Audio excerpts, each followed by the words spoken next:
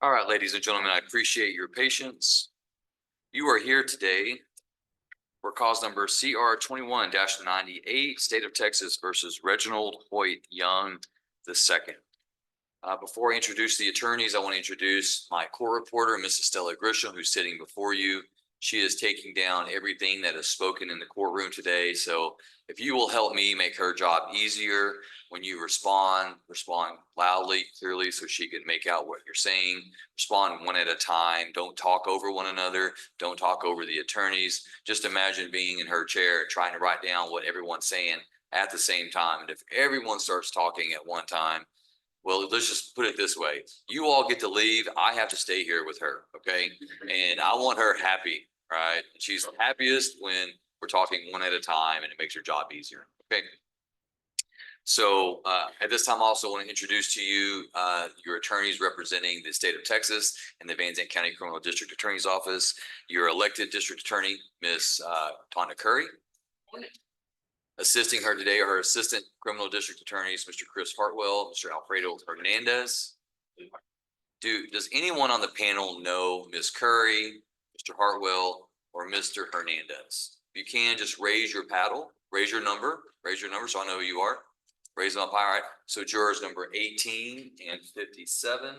Juror number 18, who do you know? Ms. Curry. And juror number 57, who do you know? All three of them. All right. And juror number 57, how do you know all three of them? Through work? Okay. And juror number 18, juror number 57, your knowledge of these individuals, do you believe it will in any way interfere with your ability to sit as a juror if you were to be selected and render a fair and just verdict based solely on the evidence? Juror number 18? Juror number 57? Thank you, sir. I appreciate it. All right, the attorney representing Mr. Young in this matter is Mr. Bill Stevens. Does anyone know Mr. Stevens? Mr. Stevens maintains a law practice over in Henderson and Kaufman County. Does anyone know Mr. Stevens? Does anyone know Mr. Stevens' son, Mr. Brad Stevens? And for the record, okay, juror number 44, do you know Mr. Bill Stevens or Mr. Brad Stevens? Brad Stevens. Were you aware that Mr. Bill Stevens was Brad Stevens' father? No. Okay. All right. Then I'm not going to ask you any questions about that. Juror number 52. You know his son? All right. So you two individuals, do you believe that your knowledge of Mr. Brad Stevens will in any way prevent you from sitting as a juror should you be selected and rendering a fair and just verdict based solely on the evidence and not based on any knowledge you have about Mr. Stevens or his son, Brad Stevens, who is also an attorney? All right, thank you very much. Thank you, Mr. Stevens. All right, and the defendant in this case is Reginald Hoyt Young II. Mr. Young, if you wouldn't mind please standing, sir. Does anyone know Mr. Young? And for the record, the court finds no numbers raised. Thank you, Mr. Young.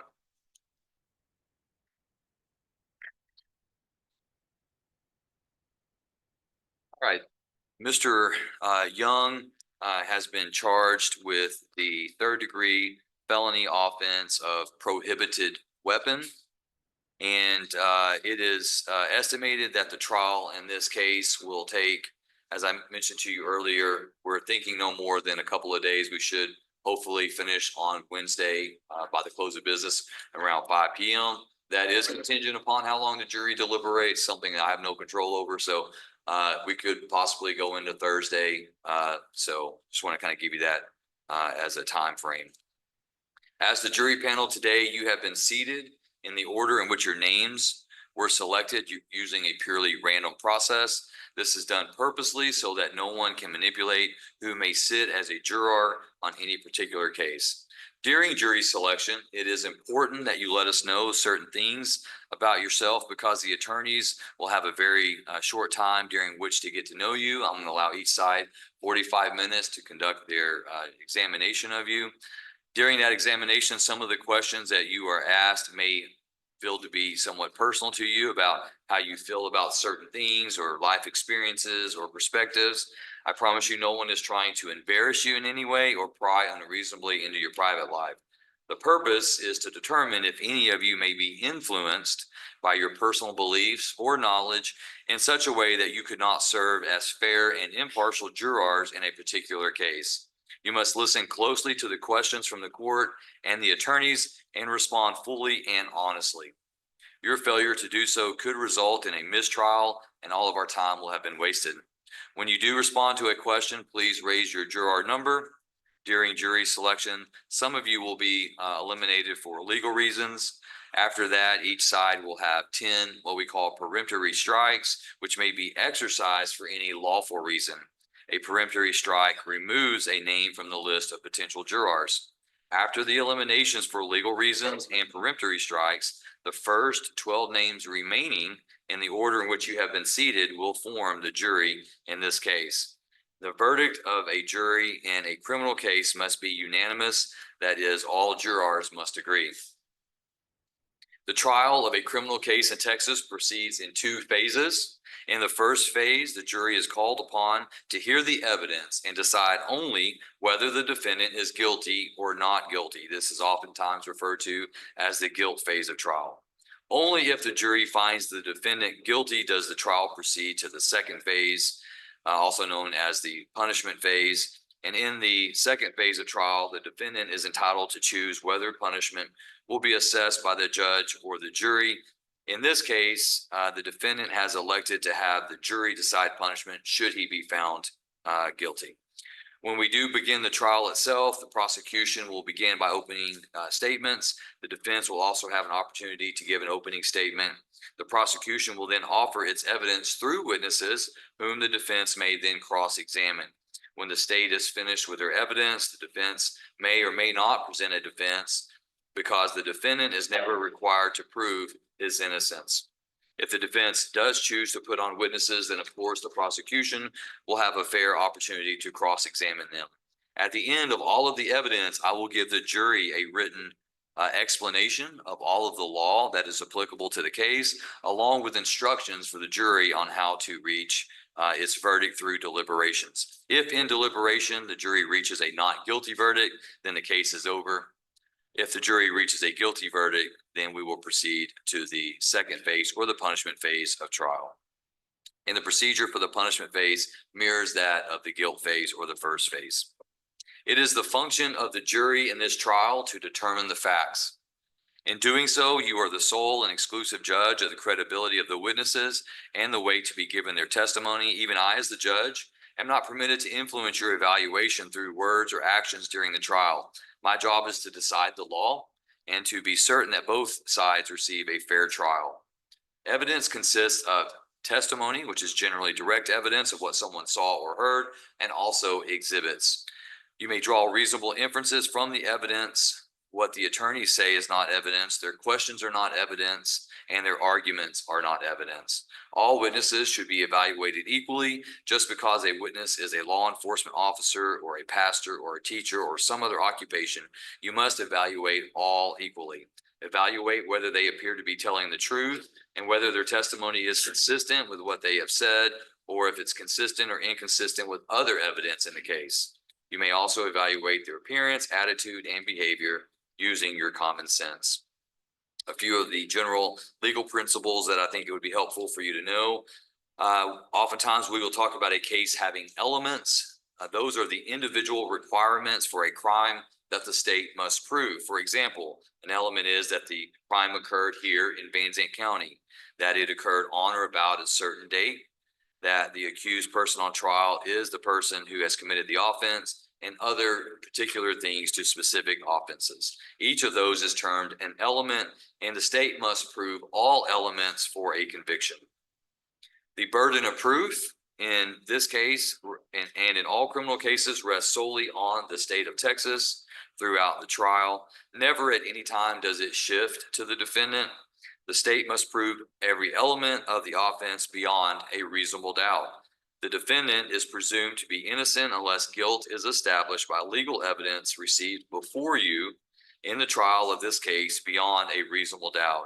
If after you retire to deliberate, each of you believes beyond a reasonable doubt that the defendant is guilty of the offense charged, or of a lesser offense permitted under the instructions given to you, it will be your duty to return a verdict of guilty. If you have a reasonable doubt as to the guilt of the defendant, it will be your duty to return a verdict of not guilty. However, the state is not required to prove its case beyond all possible doubt. Any accused person in any criminal case is not required to prove himself or herself innocent. If the defendant chooses not to testify, you may not consider that fact as evidence of guilt, nor may you in your deliberations comment or in any way allude to that fact. The indictment in this case is also not an indication of the guilt of the defendant. It is simply the legal means by which a person in Texas is brought to trial for a felony. The fact that a defendant has been arrested, confined, or indicted for, or otherwise charged with an offense does not infer guilt at trial. The defendant in this case, the prosecution, the public, and our system of justice all require that a fair jury, one without bias or prejudice and free of opinion as to guilt or innocence of the defendant, be chosen here today. A fair jury is one that, not having heard any of the evidence, is not already committed to either side. A fair jury is one that is impartial to both sides and that can and will follow the law as given to it by the court. Put another way, an impartial jury is defined as one which does not favor a party or an individual because of the emotions of the human mind, heart, or affections. It means that the defendant in the case and the issues involved in the case must not be prejudiced. Everyone has biases. Please be honest with yourself and the attorneys about any bias you might have one way or the other that may affect your ability to be fair and impartial in this case.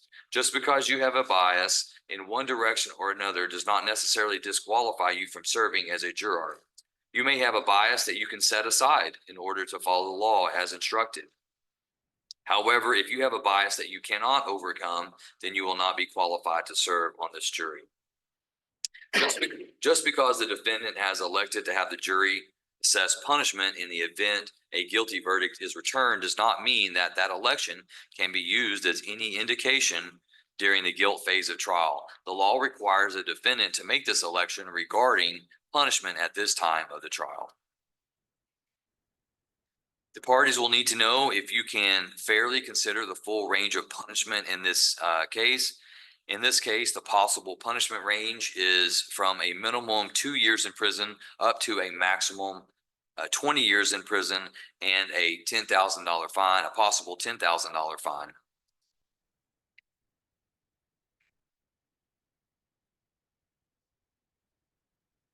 All right, who will be doing the jury selection for the state? Ms. Curry? All right, you may proceed.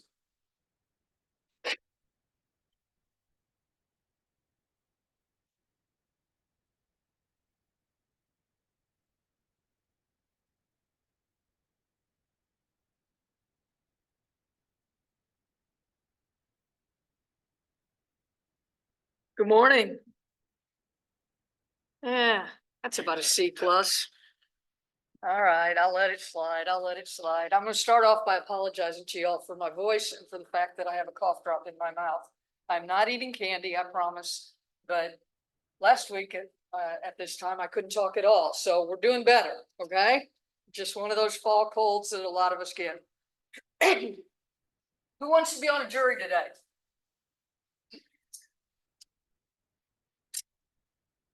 Nobody? I usually get one or two. All right, who's been on a jury before? It was that bad?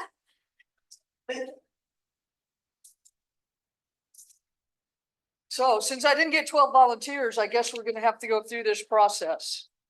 Somebody who's been on a jury before, tell me what a jury does. If you were paying attention, the judge just told you, but he kind of told you in some legal terms that he's required to use. What does a jury do? Oh boy. Judge, we're not going to get done in 45 minutes if it's like this. What does a jury do? Listen. Very good. That's the first thing a jury does. Listen to the evidence, right? What else does a jury do? What if the evidence doesn't agree? What if some says it's blue and some say it's red? What does the jury do? They decide who's telling the truth, right? Judge told you the jury is the judge of the credibility of the witnesses. That's fancy words for the jury decides who's telling the truth, right? Okay, what else does a jury do? They return a verdict. What's that verdict based on? Evidence. Very good. And only the evidence, right? And what the judge told you just a few minutes ago was what the lawyers say is not evidence. The evidence will come to you from the witness stand, sworn testimony, from exhibits that are admitted into court. They might be videos, pictures, recordings, physical items, anything. That is the evidence. What else does a jury rely on? The law. The law, right? Now, any lawyers out there? I didn't think so because I didn't recognize any of you as being lawyers. So what are you going to do for the law? At the end of the trial, if you're selected on this jury, the judge will give you the law in writing. That is the law that governs this case. And that is the only law that you need for this case. Okay? It'll be everything you need. So those jurors who are selected on this case are supposed to make their decision. They'll take an oath to make their decision only on the evidence they hear and only on the law that the judge gives them. Not what they might think the law is, not what some other law might possibly be, not what the law of somewhere else is. That law and that evidence. Okay? So now, what's this process about? This process is to find people who can do that. Or basically, as the judge told you, to eliminate or deselect people who can't do that for some reason. What's one of the great things about America? There's no thought police. We are free to think whatever we want, right? We can think a law is stupid if we want to. But in here, if you're selected to sit on a jury, whether you agree with that law or don't agree with that law, you'll take an oath to uphold it, right? Personally, I do not like the seatbelt law. When you're as short as I am, that seatbelt comes about right across here, and it makes your neck itch, and it just is a pain. I don't like it, and I'll be honest with you. Maybe if it's a short trip, I might not use it because I don't like it. Okay? But if I were on a jury and the allegation was that a person violated that seatbelt law, as much as I didn't like that law, I would have to take an oath to enforce it, and I could do that. I don't have a fundamental disagreement with it. I just don't like it. So I could take an oath to enforce that law. One of the things we're going to do this morning while I'm visiting with you is see if any of you have such a fundamental opinion about certain laws that you couldn't enforce them, right? And if you don't, that's fine. Or if you do have that type of opinion about the law that you can't enforce it, that's fine. Having an opinion, not being able to enforce the law yourself, that's not a crime. We'll say thank you for coming and responding to your service, but you won't be selected for this jury. All right? Now, let's get down to fairness. The judge said we're looking for fair jurors. So my question to you is, who is unfair? I got one. Very good. Very good. Actually, in reality, most of us are unfair about some things, right? We have been inundated for the last, I don't know how many weeks by political advertisements. I am so sick of hearing them. Some of them I can recite from memory. I've heard so many times. Who has an opinion as to whether all political advertisements are true? Who thinks all political advertisements are absolutely true?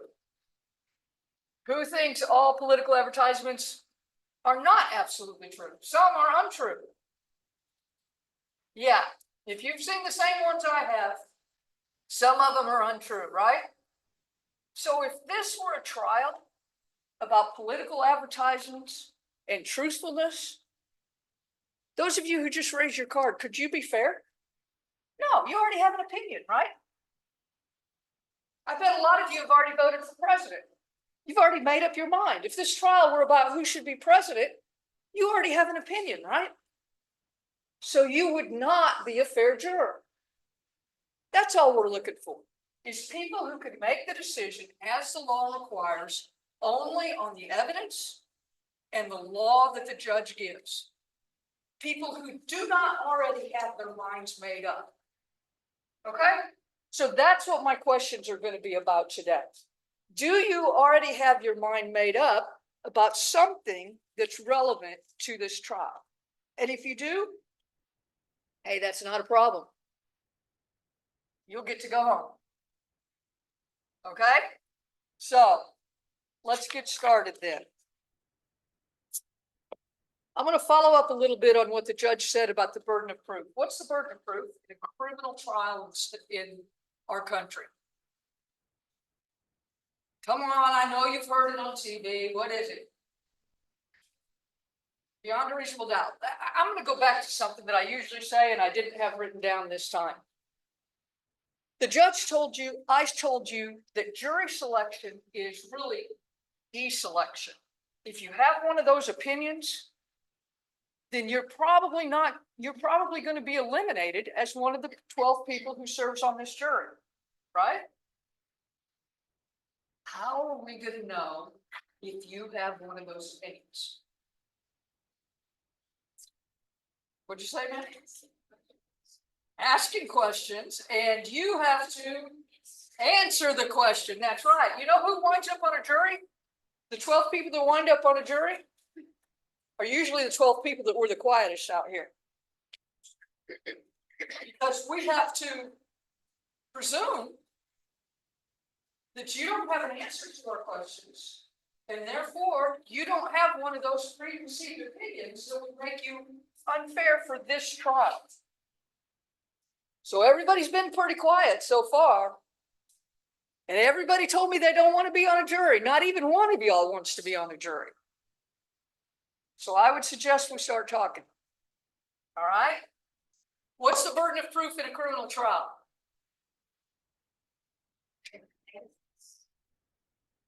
Beyond a reasonable doubt. How many Law and Order, FBI, all those kind of shows fans do I have? Yeah, y'all should have known that. Beyond a reasonable doubt. Now, it's very irritating to me when I watch those shows that sometimes they get it wrong. A lot of times they get it wrong. Beyond all doubt, beyond the shadows of a doubt, beyond any doubt, beyond this, beyond that. Our Constitution says beyond a reasonable doubt. Why? The judge already told you the state does not have to prove it beyond all doubt. Can I ever prove to you something beyond all doubt? Only if you saw it yourself, right? Guess what? If you saw it yourself, are you going to be in the jury box? You're going to be on the witness stand, right?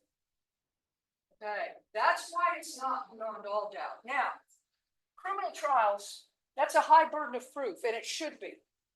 It should be, because what's at stake in a criminal trial? Sorry? Someone's freedom, right? Beyond a reasonable doubt is actually the highest burden that we have in our justice system, whether it's civil or criminal. But it's not a burden that we're afraid of. It's a burden that we welcome, that we think is just and fair.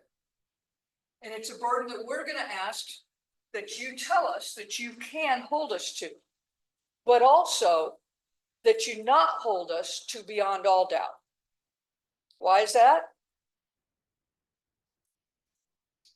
It's not possible. That's right.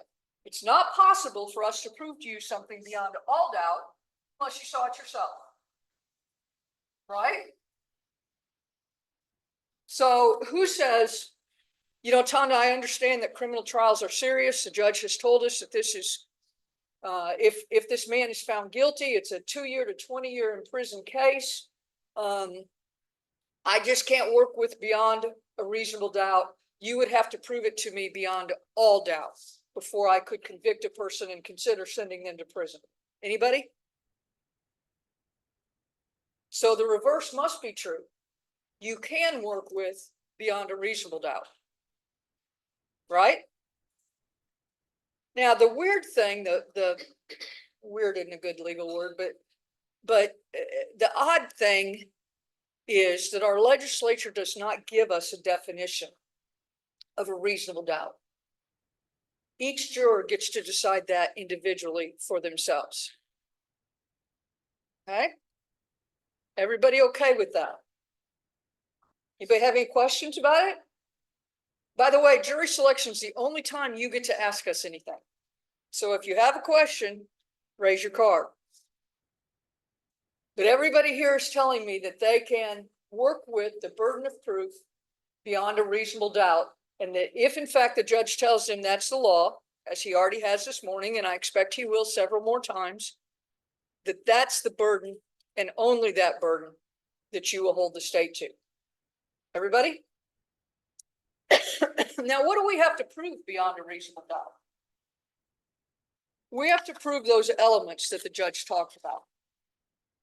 Again, this part, jury selection, is not evidence, right? Because I'm talking, and that's not evidence. So I am not allowed to tell you the facts of this case because I don't get to testify. And I am not allowed to ask you, then, what are you going to do in this case? Because you haven't heard any evidence, right? If the judge passed out verdict forms right now and said, guilty or not guilty, you'd have to check not guilty, right? You haven't heard any evidence. So I'm not allowed to go into that with you, but I can talk about what the elements of the offense are. And as Judge told you, the first element is that it was this specific defendant, Reginald Young II, on or about November 25th of 2020. Now, 2020, that's been a while back, right? A lot of things have happened since 2020 and now, right? One thing that you'll learn if you're selected on this jury is that we don't get to talk about why the offense was in 2020 and the trial is in 2024, but I can tell you it's not the fault of anyone in this court, okay? Anybody who says, I would have to know, I can't do it without, I can't sit on a jury without knowing why the offense is so long ago and we're just now having a trial.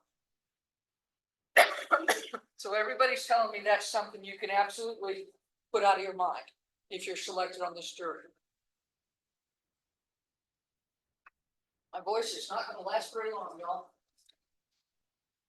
In Zandt County, Texas, the defendant intentionally or knowingly, what's that mean?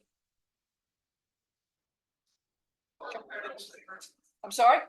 It's a culpable mistake. Basically, it means on purpose. And the judge at the end will give you written definitions when he gives those jury instructions of intentionally and knowingly. But basically, to sum it up, just means on purpose. Remember when you were a kid, got in trouble? You said, but I didn't do it on purpose. Right? Right? That's a phrase we all can work with. Intentionally or knowingly possess a short-barreled shotgun. And we're going to spend a lot of the rest of my time here talking about that particular element and the law that applies to that element, okay?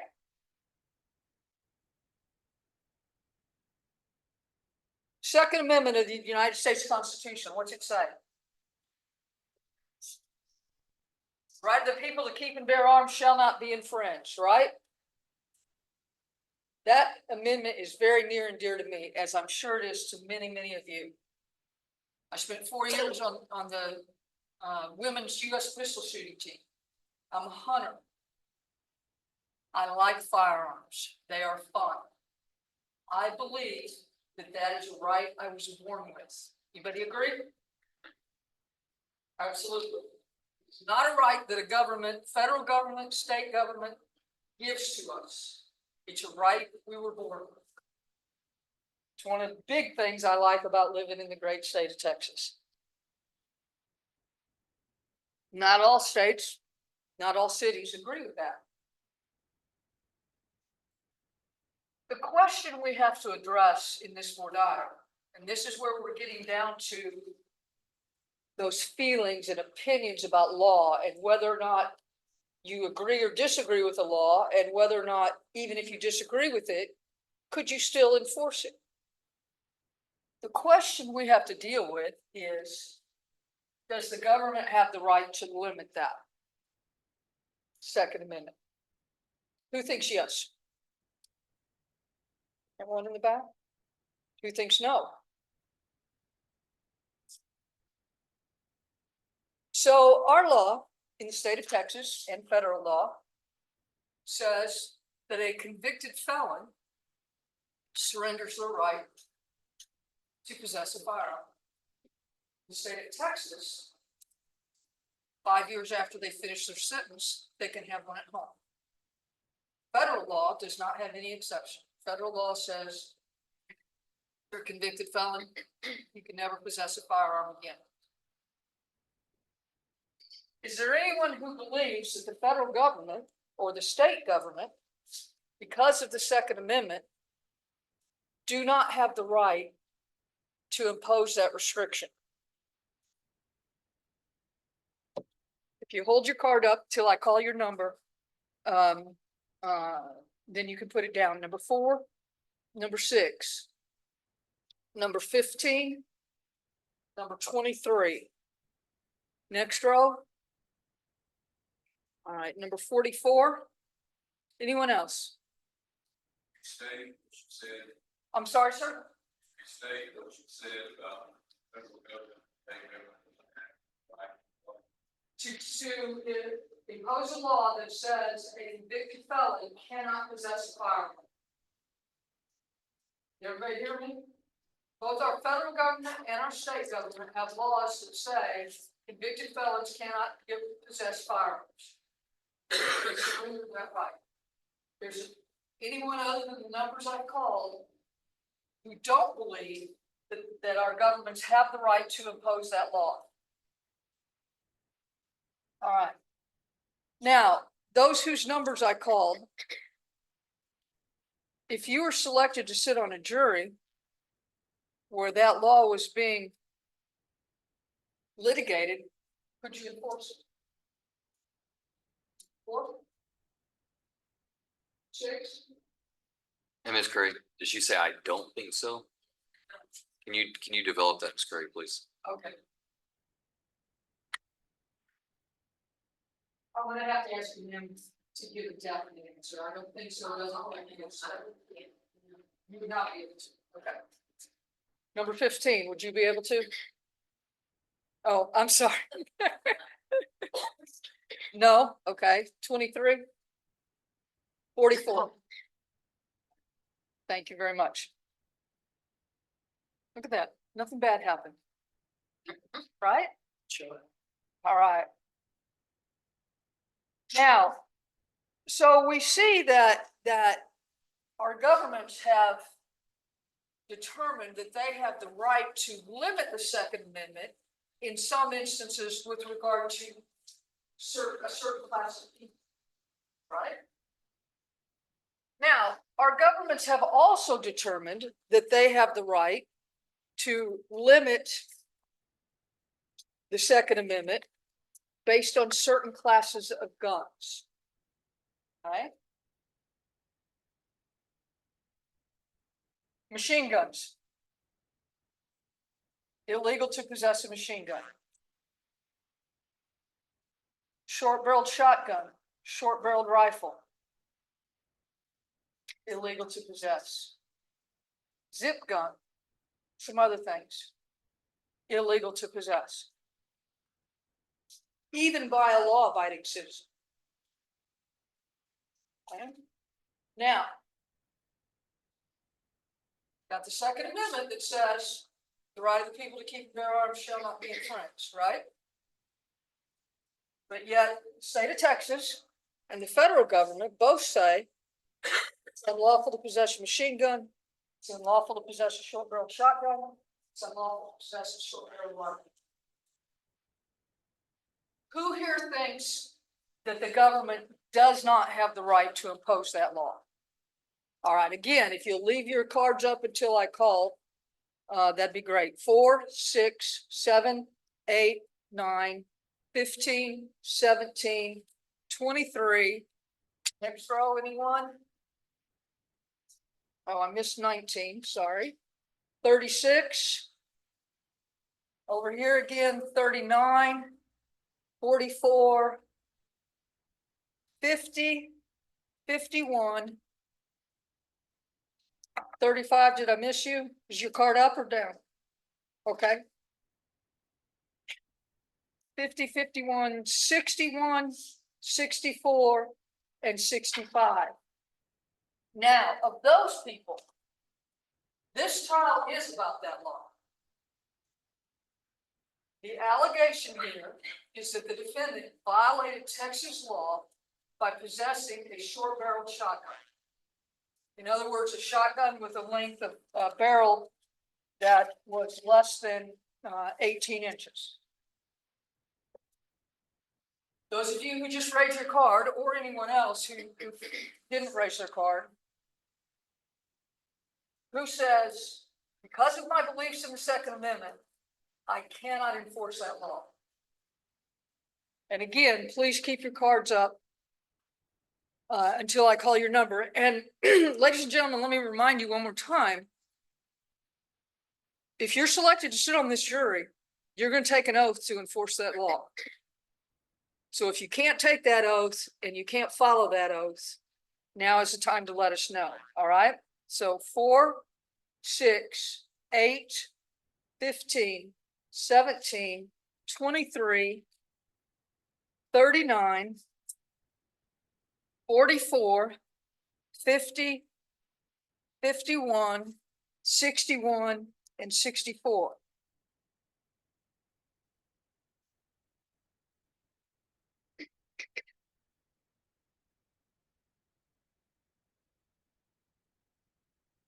So that's not quite everybody who raised their card about disagreeing with it. The rest of you who disagree with it, it's kind of like the seatbelt law. You don't like it, but you can still enforce it. Correct? Yes, sir. We deal strictly with a felony, a person that is a felon, and owning and being able to possess those things. No, sir. Okay. This is an ordinary, my question goes to, Because I was under the impression that you could have an automatic weapon if you had stand. You have permits. federal law, yes. And the length of the shotgun, I was under the impression was 16 inches, not 8. Rifle is 16, shotgun is 8. Okay. That's my issue with the question is clarification, making sure that everybody is fully aware of what the law says. And for my question, an ordinary citizen, not a convicted felon, ordinary citizen. All right, is there anyone who would change your answer based on those clarifications? All right, wait, so 7, you could not enforce that law? 8, I already have you. 47 and 35, you could not enforce that law?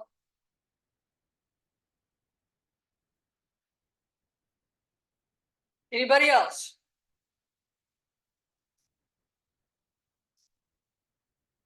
Anybody here who's ever had any experience working on or repairing firearms?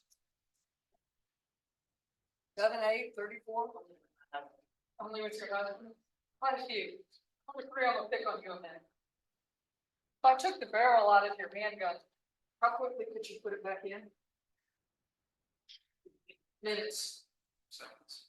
I'm sorry, Seconds. seconds.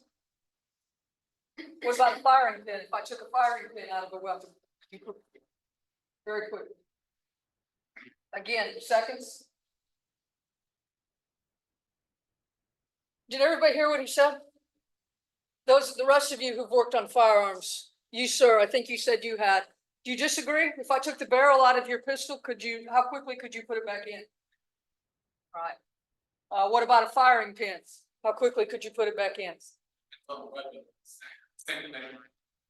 Couple minutes? the law that prohibits possession of certain classes of guns, the law that prohibits felons from possessing any gun, it's not required that the gun have all the parts. It can be missing a barrel, it can be missing a slide, it can be missing a fire pin, it can be missing an ejector, an extractor. Doesn't even have to work. Why? Because you can make it work real quick. Real quick. Some of those parts you can pop back in, as juror number 3 said, in a matter of seconds, in a couple minutes. Doesn't make it any less dangerous if you can pop a part in a matter of seconds or minutes, right? Same goes for the law about short-barreled shotguns, short-barreled rifles, machine guns. It doesn't have to have all the parts. Doesn't have to operate. Is there anybody who says, well, Ms. Curry, now that you've told me that, if I were on the jury, the gun would have to operate before I could convict someone. The gun would have to have all the parts before I could convict someone of possessing an illegal weapon like a machine gun or a short barrel gun. Anybody at all? All right, so I'm going to make you commit to this one, folks. If you're selected to sit on this jury and you take that oath to follow the law, and the law is that the firearm does not have to have all the parts, does not have to operate, and you believe everything has been proved beyond a reasonable doubt, raise your card if you can return a verdict of guilty. Well, that's not very many. I must have asked a bad question.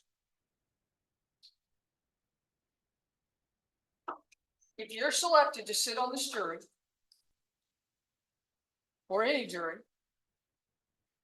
where the offense alleged is possession of a prohibited weapon, that's what the law calls a machine gun, short-barreled rifle, a short-barreled shotgun, and you hear all the evidence, and you believe that the state has proved the defendant possessed that weapon on there about that date in that county,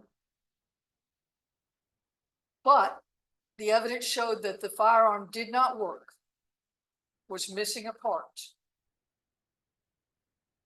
and you still return a verdict of guilty if the judge tells you that's what the law is.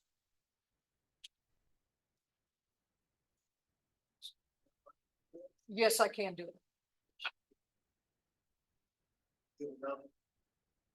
It might be missing a part. It's just in his possession. It's in his possession. It might be missing a part that it would need in order to shoot a bullet. But you believe beyond a reasonable doubt he had it. Can you return a verdict of guilty? All right. Anybody who can't? Anybody who cannot? Yeah, I can't, maybe your question's too vague. Okay. All right. Okay. Raise your card again if you need to know more or you have a question about that. All right. 4, 6, 15. I'm okay with y'all. 7, 8. I'm okay with you. 17. I'm okay with you. All right. Anybody else want to talk about that? Have any questions about that?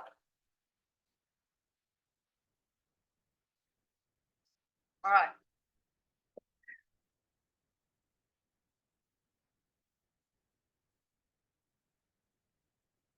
Texas defines a short-barreled shotgun as a shotgun with a barrel length of less than 18 inches. No reference to single shot, over and under, side by side, semi-auto, no reference to that. Everybody okay with that? Sure. Is there any type of other stipulations along the street? Because they do make it. phosphorus shot. If you check it, it'll have a barrel length of right at 18 inches. There's a lot of snake charmers you can buy that have a barrel length right at 18 or 18 and a quarter. Oh, shit. I bet you it has a rifle bore. There's a shotgun that's fine as a rifle bore would make it exception. Okay? Just that make it a rifle or a shot. Depends on what he's shooting though. Depending on what caliber he can shoot. Designed for shotgun slugs, but with a rifle bore. Okay. Okay.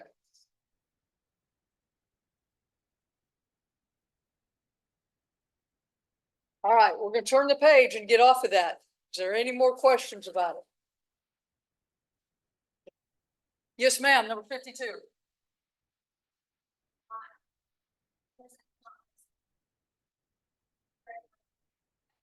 My question was about an ordinary person.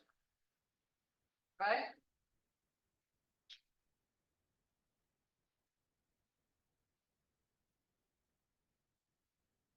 All right, so let's talk briefly. Yes, ma'am. You're freezing to death, you too. I know. It's like it's freezing. Who's not freezing to death? Who's not freezing to death? Sorry, ma'am. Sorry, ma'am. If I turn it off, everyone's gonna get hot. Yeah. Keep your way. I'm not in trouble. All right. Let's talk for just a minute about some of the witnesses we may call in this case. Obviously, judge has already told you we represent the state of Texas. We're the ones bringing the charge. We bring a charge when law enforcement makes an arrest. So some of our witnesses in this case are going to be law enforcement officers. Is there anyone here who, and this goes back kind of to the fairness aspect of what Judge was saying, and if you paid attention, he said preachers, law enforcement, all kinds of people, classifications, they should start out the same as any other witness. Now in today's society, a lot of law enforcement are, let me back up. One bad apple tend to give the whole basket. And right, I think we would all agree that we've all heard news stories about some bad law enforcement officers who have done some things they shouldn't have done in the past few years, right? Does that mean all law enforcement officers are bad? Flip side, a lot of y'all probably have law enforcement in your family, maybe even yourself. You probably have a lot of respect for those people. Does that mean all law enforcement officers are good? So is there anybody who says, because of my personal relationship with a law enforcement officer, or because of a personal experience I've had with a law enforcement officer, they're going to start out, when they take that witness stand, I already know their credibility is above or behind another witness? Anybody like that? All right, number 3, thank you, sir. Number 17. Number 15, all right. Anyone else? All right, thank you very much. Now I'm gonna make it, oh, yes, sir, number 38. Okay. I'm gonna make it a little tougher. And I will tell you that one of the witnesses we expect to call is an HEF agent, Bureau of Alcohol, Tobacco, and Firearms. How long has it been? 20 years? 20, more than 20. They got a really bad rap. They made some mistakes, a few of them, but the whole agency got a really bad rap on some things that transpired.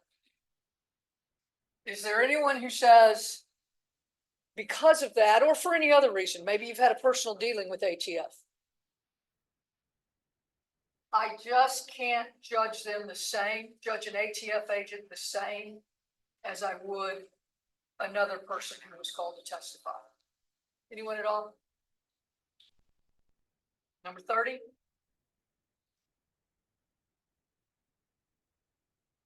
Number 52? Yes, sir. First.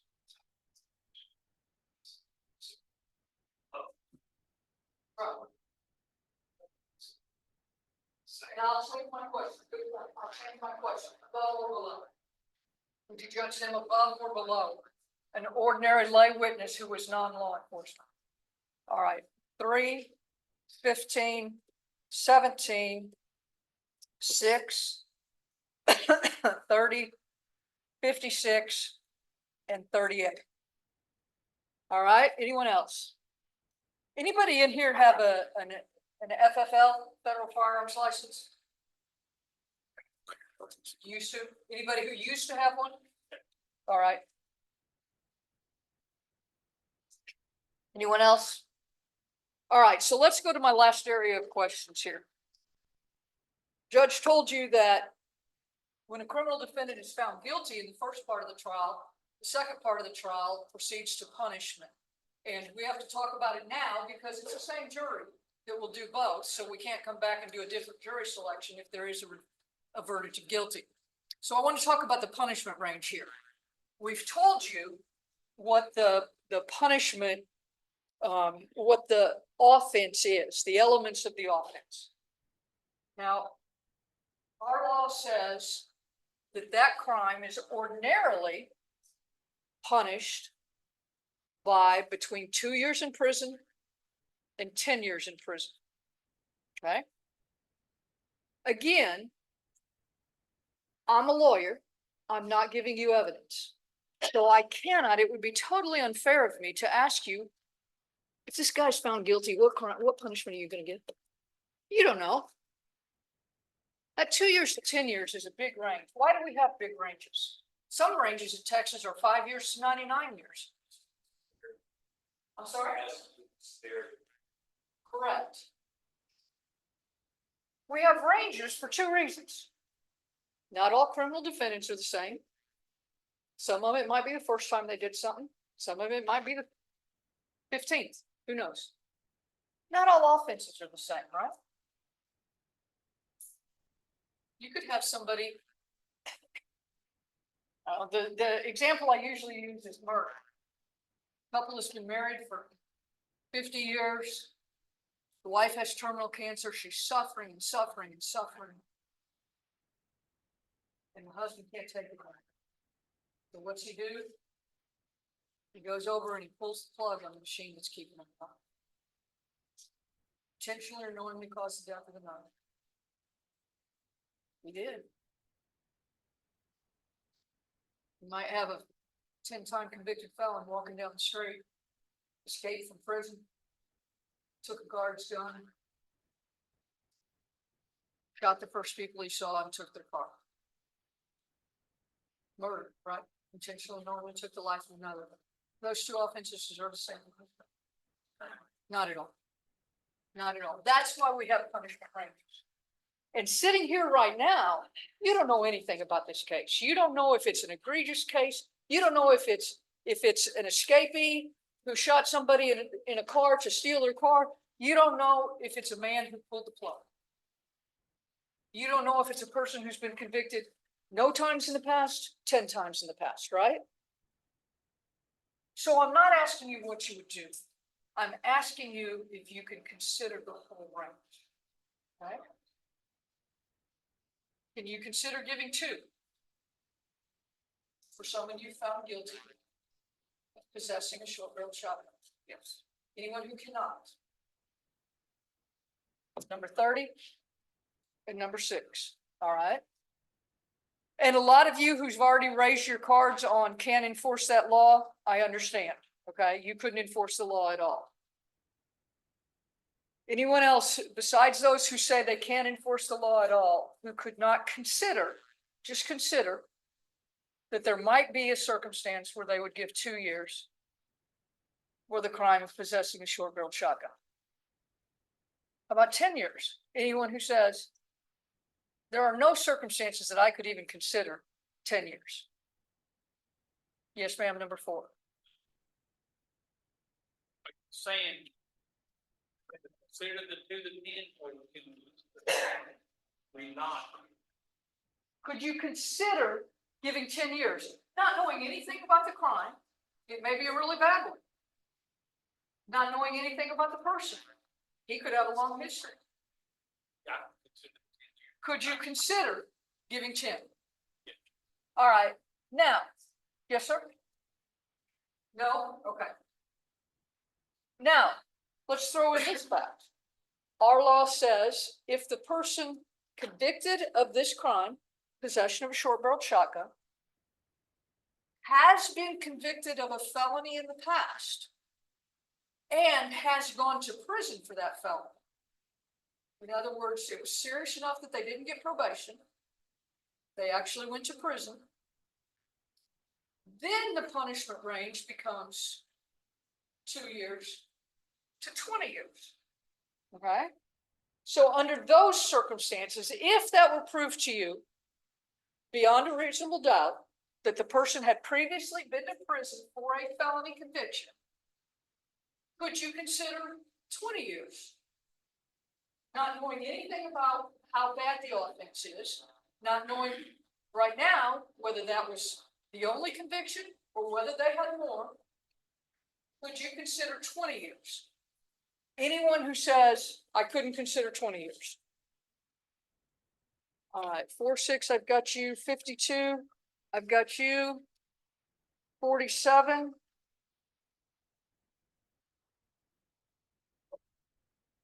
Anyone else? 44. All right. I don't know how long I've been up here, but my voice isn't gonna take much more, and I am out of cough drops. Y'all don't want to see me have one of the coughing fits I've been having lately. So I'm gonna wrap it up, but before I do, I want to ask one more thing.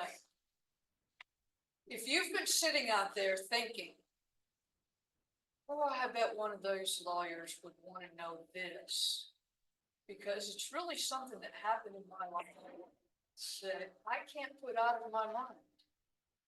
It would affect me if I were sitting on a jury where the offense charged was possession of a short-barreled shotgun. Well, now's your chance.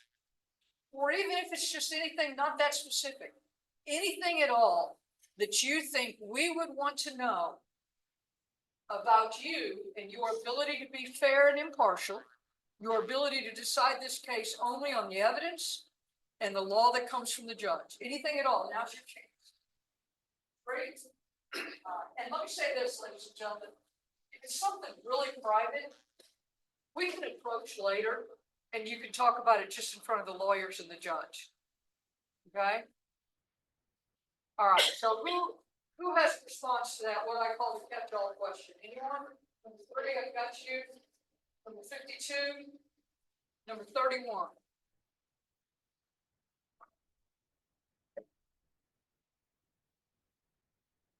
Anyone else? Number 31, is it something you'd rather approach the bench about, or is it something you don't mind talking about here? I don't mind. Okay, go ahead, sir. We should know. That was a former detective violent crimes Okay, for what agency? in South Carolina. In South Carolina. Thank you, sir. Anyone else? Number 30. Yes, sir. I think we've got you covered, sir. You're all right. I've got you covered. Anyone else? All right, ladies and gentlemen, thank you very much for your attention, and we look forward to working with the 12 of you who are selected. And you use exactly 45 minutes. Oh, what do you know? All right, ladies and gentlemen, it is approximately 11:30. I'm going to give you an option. And because this is America and this is the great state of Texas, we're going to vote on it.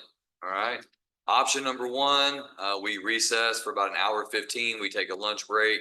You leave, you come back, and then we continue with Mr. Stevens and the defense jury selection. Or we take a 15-minute break. Everyone stretches their legs, uses the bathroom. We come back and we do another 45 minutes. And then it'll take the court about 30 minutes to pick the jury. And then you go home. Option 1 is lunch. Option 2 is go home earlier. Option 1. Oh, for those of you who didn't see her, she wanted to vote for option one. And then when she didn't see you all vote for option one, she pulled it back down quickly.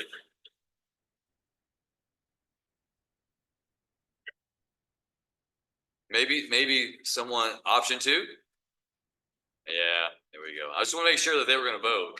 We're gonna make sure they're gonna vote. Maybe one of these other ones will take you down to the vending machine and buy you something. All right, so with that, we'll take a 15-minute break. I'm gonna ask everyone to be back in your seat no later than 11:45. Ladies, if there's still a line for the bathroom, there's restrooms downstairs also in the basement. All right, there's a men's up here, women's right here. There's also men's and women's in the basement. Ladies, if there's still a line, then don't worry about it. We won't start without you, okay? All right, when you exit the side and the back and re-enter, leave your numbers right there. All right, Mr. Stevens. It's your crowd.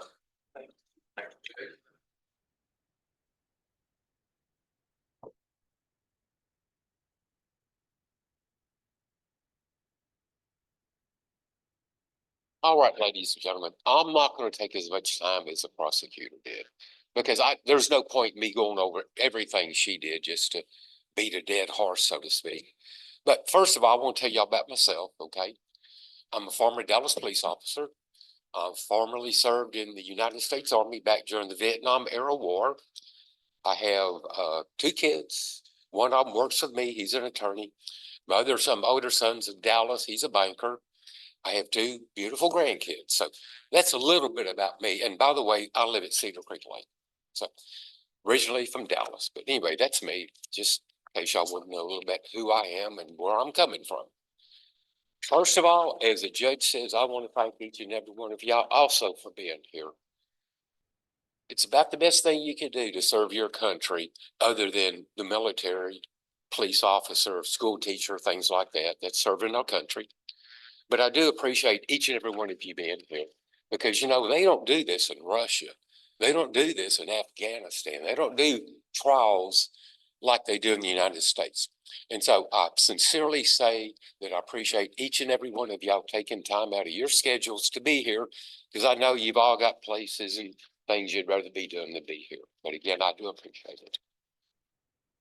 Ladies and gentlemen, I just want to kind of stress the point that during a criminal trial, what's called the burden of proof is on the state. It never shifts to the defense.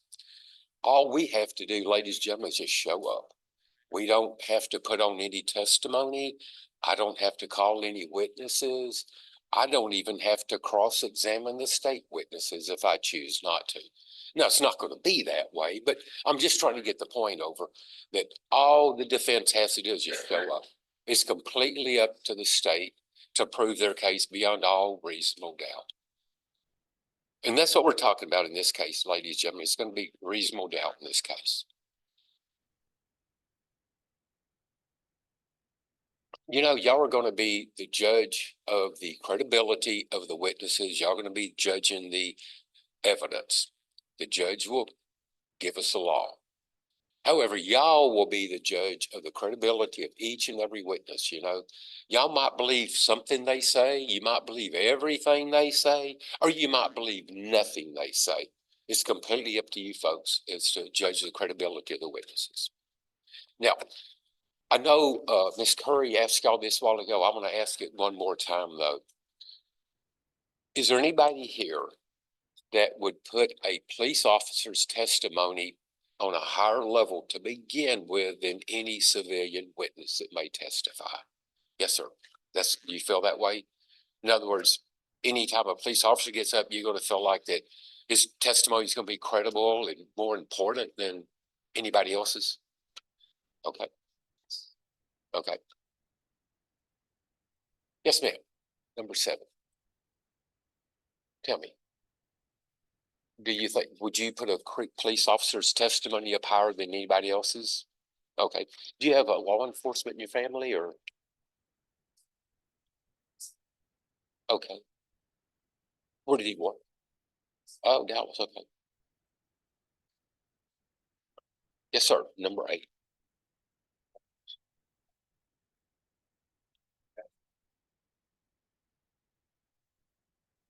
Okay. would you put their testimony ahead of somebody else as far as credibility goes? Okay.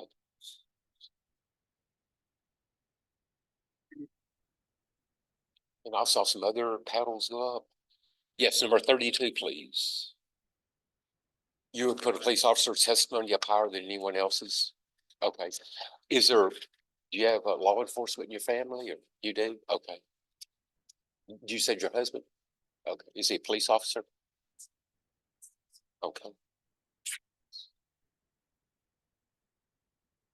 And 57, yes, sir. Okay. Do you have officers in your family or law enforcement? You are? Okay, sir. Where do you work? In Van Zandt? Okay. Well, I noticed a while ago you knew everybody, so I figured.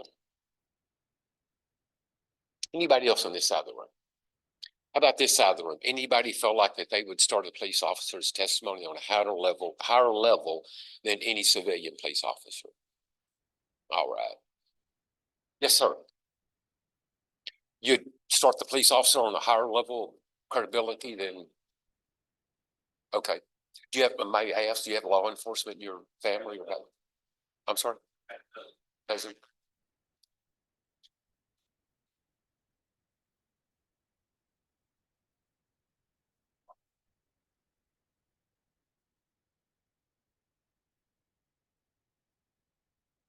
What the state and I were both looking for, we're looking for 12 fair and impartial jurors. 12 people that will listen to the evidence, that will render a judgment based upon what the evidence shows.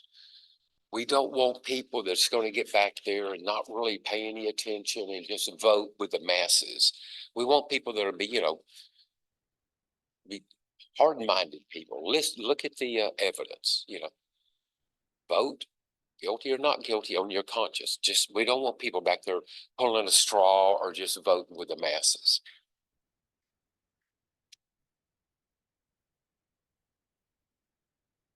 I've noticed on the jury cards that some of the folks have been on civil juries before. Some have been on, has anybody been on a criminal jury? Yes, ma'am. Did y'all, not to know what kind of case, and did y'all reach a conclusion? You did? Okay. And yes, number 50. Say, Did y'all reach a conclusion on it? Okay. And 51? play out. Okay, okay. And I saw another, yes, sir, 37? Did y'all finish the case or okay, went to jury? Okay. And 29? Did y'all finish the case? Did he go to the jury? Okay. Anybody on this side? Yes, sir. Number 11, yes, sir. Did not? Okay. Number 34. Okay. 36? Went all the way through, okay. And 46? All the way to conclusion, okay. And 59? Okay, sir. All right. Thank y'all very much for that. Ladies and gentlemen, I'm going to leave y'all with that. I'm not going to sit here and keep talking. Again, I want to thank y'all for each and every one of you for being here. It's really important that y'all are here. And we hope to pick 12 people that will pay close attention and render a verdict according to the testimony and the evidence. Thank y'all very much.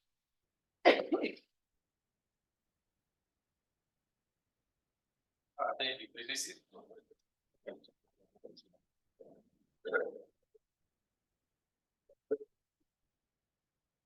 All right, again, ladies and gentlemen, thank you for your patience. This time, Ms. Wilson is back, and we do have the jury that have been picked in this case. When you hear your names, please bring your personal belongings and come have a seat in the jury box. Ms. Wilson. Elizabeth Dennis. Juanita Pennington. Eric Warhol. Sherry Hurdle. William Hilliard. Jason Sanderson, Stephen Brown, Robert Baldwin, Bradley Burleson, Pamela Josie, Courtney Pennant, and the alternate is Cindy Wines. Please turn off your phones.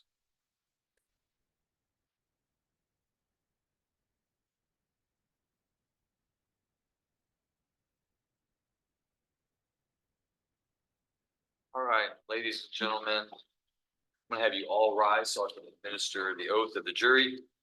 You'll all raise your right hands. You and each of you do solemnly swear or affirm that in the case of the state of Texas versus Reginald Hoyt Young II, you will a true verdict render according to the law and the evidence, so help you God. All right, thank you. You may be seated. All right, to the remainder of the panel, I want to again express my gratitude for your patriotism and being here today. I hope that you found the jury selection to be not so much entertaining, but informational and educational part. I learned some things about firearms today that I didn't know. So I hope that you can appreciate the purpose of what we're doing here today, and that when you go out and you tell other people that you were on jury duty, it wasn't about, oh, I got a summons for jury duty and it was so boring and I hated being there. But you can go back and tell them that this is a fundamental part of our criminal justice system and encourage them to answer their summons. Okay. For your appearance here today, you are entitled to $20. If you would like to donate any of that, all of it or any portion of that to one of the nonprofits that have been approved by the Zandt County Commissioners Court, you can see Miss Wilson here as you leave. She can give you a form. You can redirect that. Otherwise, you're welcome just to go on home and we'll send a check to your address. Okay.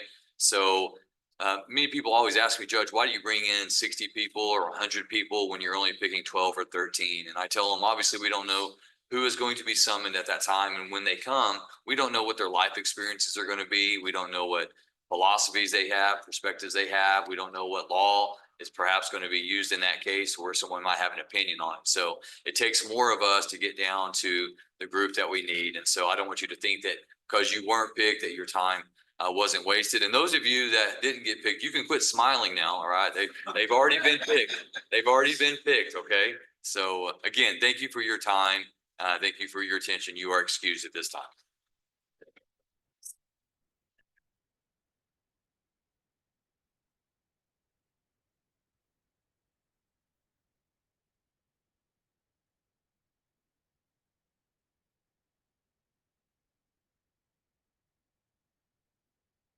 Mr. Stevens, Ms. Curry.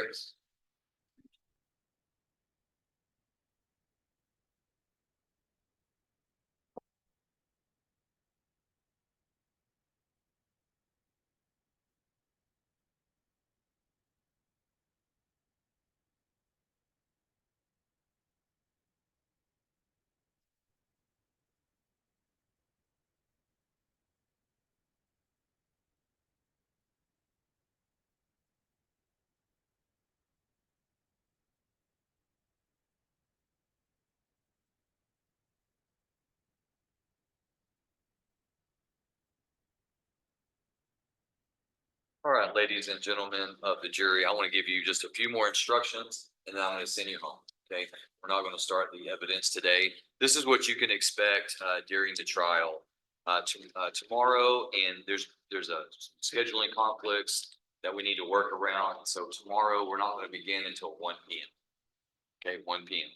So what you'll do is when you arrive to the courthouse, you'll come and in just a few moments when I'm through giving you these instructions, you'll go into the jury room with Deputy Martinez. He's going to get your contact information.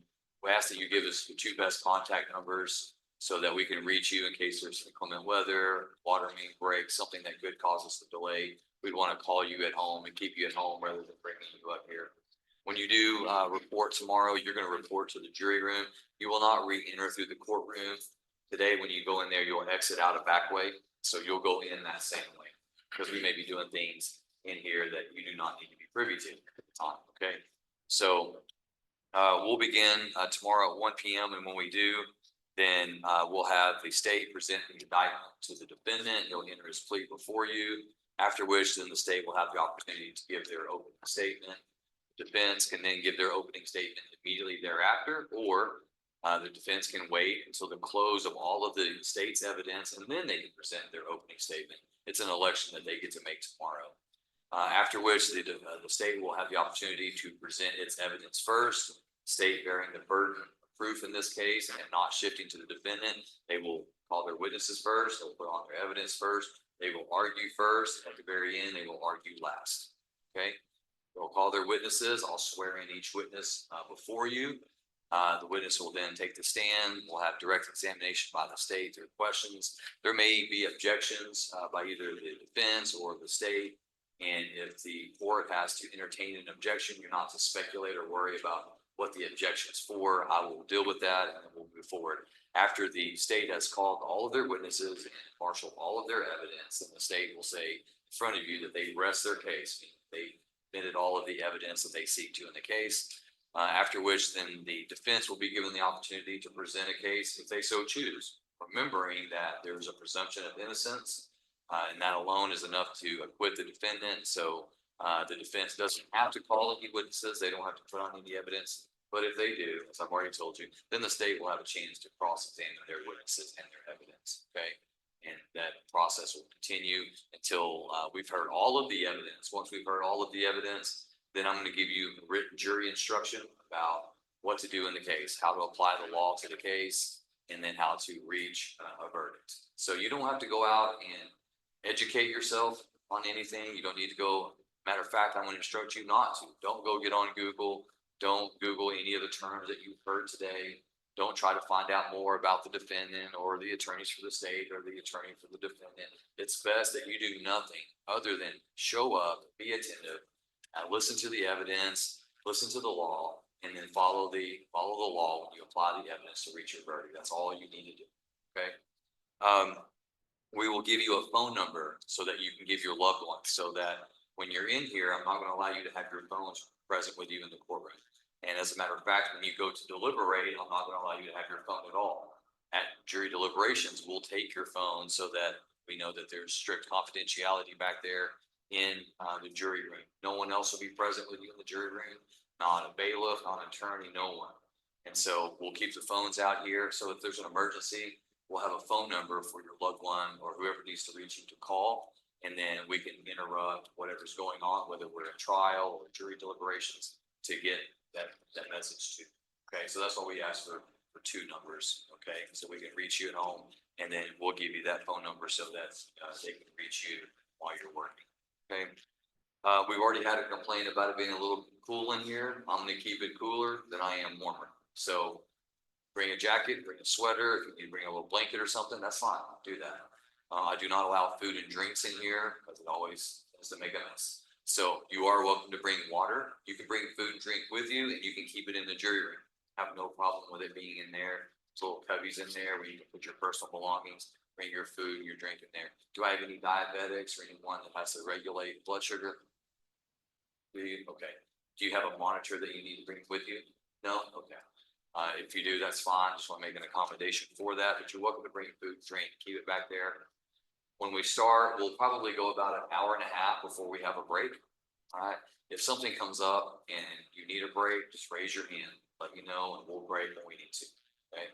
Otherwise, we'll go about an hour and a half and we'll take a 15, 20-minute break and then we'll resume. So if we start tomorrow around 2, then around 3:30, start at 1, around 2:30, and we'll break.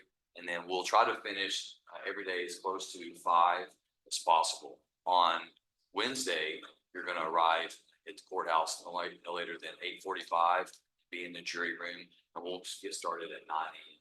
We'll go 9 to about 10:30, take a break, and we'll work up till noon, take a lunch break, and we'll come back about 1:15, 1:30, depends on where we're at. I'll try to stop us as close to 5 as possible. Do I have any daycare issues in here with any kiddos that need to be picked up at a certain time? No? Okay. We'll still try to stop as close to 5 as we can, unless there's a witness or someone who's taking a little bit longer. We may want to finish that up before we continue. The attorneys are still confident that due to the number of witnesses and evidence in this case, that we're likely to be done by Wednesday, even starting tomorrow afternoon. So things may move quickly. And if they do, then I'm going to have some notebooks available for you tomorrow so you can take notes. You're welcome to do that. You're welcome not to either, just whatever, is your preference. So you can take notes and that way you can refresh your recollection about what the testimony is. Then after you've received all of the evidence, you've received the court's instructions, then I'm going to give the attorneys for the state, the attorney for the defendant, the opportunity to give their final arguments. After that, then it's your job, it's your turn. I'll send you to the jury room, you'll deliberate, and we'll reach a verdict. All right, so let's see, parking. Probably the best place to park is either at the city of Canton, parking over here underneath the water tower area, or over the Zandt County Courthouse Annex, that's public parking. We ask that you not park around the square because we do have commercial vendors, businesses here that are relying on those parking places. So don't park in any private parking lots, okay? So it's best to be at the courthouse annex on the other side of the mobile gas station on the south side of the cemetery, the first Monday over there. Also, when you come in, we're gonna have plastic magnetic jury badges for you to put on.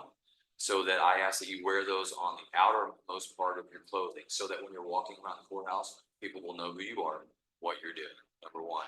And number two, it allows the attorneys the benefit of knowing if they're working on their case outside in the hallway, they'll know not to say something within your presence that you don't need to hear. Everything that you hear in this case should be here in this courtroom, either under the rules of evidence or the rules of procedure. Okay.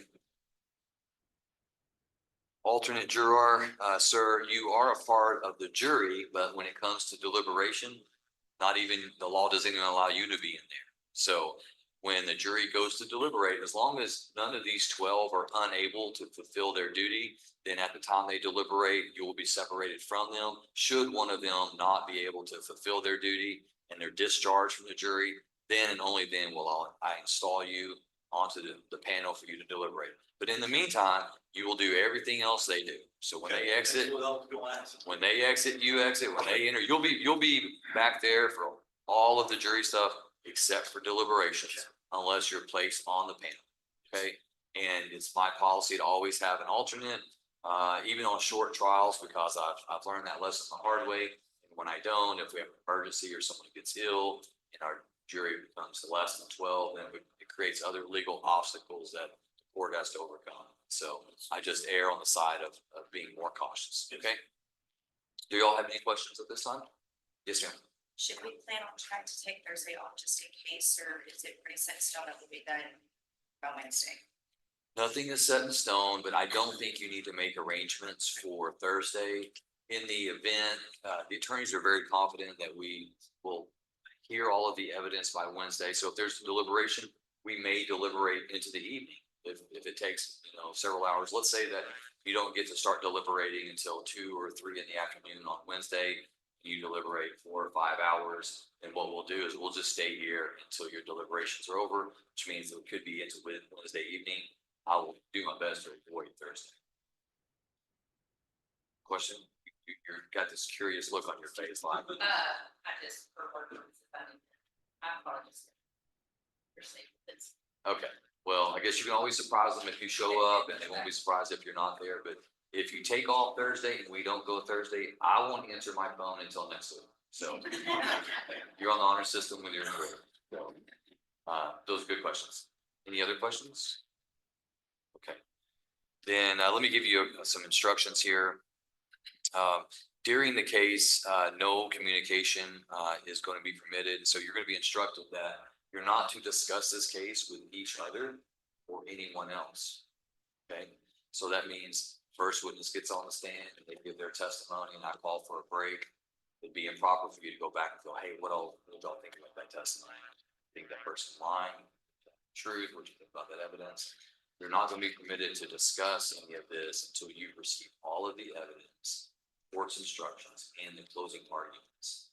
Then I will tell you, now's your time to deliberate. Then and only then will be your opportunity to discuss what you've heard in this case with each other. You're not to discuss it with anyone else. So you're not to go home and give a Facebook update or a YouTube update about what happened in court today. You're not to discuss this case with anyone else at all. Doing so would be a violation of your oath and it would be jury misconduct. You could be held in contempt. So it's very important. If anyone attempts to communicate with you about the case, your other jurors, anyone outside the jury, then I want you to report that to Deputy Martinez. He'll be the bailiff who has you in charge. You report that to him and then the court will deal with that. As I mentioned before, do not read newspapers, do not watch television, listen to, you can tell how old these things are, listen to radio reports. We need to ask some things. Don't go on social media or things like that, trying to learn more information about it, okay? No outside investigation is permitted. It is important that you pay attention as testimony will not be repeated for the purpose of repeating it. Sometimes juries think that they can get back into the jury room and send out a note and say, hey, we would like to have all of that testimony read to us again. Well, you'll find out at the end of the case that it's not, the law doesn't allow that. The law allows for the jury to request that certain portions be read back only if it is in dispute. Meaning that some of you have different recollections of what it is, and you need that to be clarified. But for purposes of just refreshing our recollection about what everyone said, it's not permitted. So it's very important that you pay attention. If you can't hear a person testifying, raise your hand, let me know. I'll be paying attention to that as will my staff. So I will make them speak into the microphone. If I need to turn the air off, I'll do everything to make it, to encourage them to make it to where you can hear and see everything. If we watch a video or photographs that you can't see, raise your hand and let us know. We won't know otherwise. Okay. You're reminded that the statements that you're going to hear by the attorneys, including their opening statements, closing arguments, their questions are not evidence. The evidence will come from the witness stand and through exhibits. I've already discussed objections. Those are normal legal procedures by the attorneys. So when an objection is made, the court must rule on it. Don't conjecture, don't speculate, don't worry about what that is. I'll deal with the legal aspects. You'll deal with the factual aspects. You're the judge of the facts, credibility. I'll judge the legal issues, okay? I think that is it for the most part. Any other questions before we go? All right, so everyone try to be here by say 12:45 tomorrow. Deputy Martinez will give you more information about that. And then if you have any issues, he'll have a number for you to call. Just any issues arise in the morning, give us as much notice as you can, give us a call, okay? All right, so one last thing. When you exit the courtroom and when you enter the courtroom, because you are the jury, we are all gonna stand in your honor, okay? So that means you come in, you don't have to remain standing because you are the jury. We're standing for you. So you just come in and be seated. And the only assigned seats in here are the alternate. He's the only one that's got that seat over there. So if any of you need to move around, you don't have to wait for someone to get to a certain seat unless they told you they want that seat. Okay, so if those of you who are in the back row need to be in the front row, if it helps you, then make an accommodation for that. Let people know, be the first one out the door. But these are not assigned seats. Okay, all right, all rise for the jury. Jury will step into the jury room, Deputy Martinez.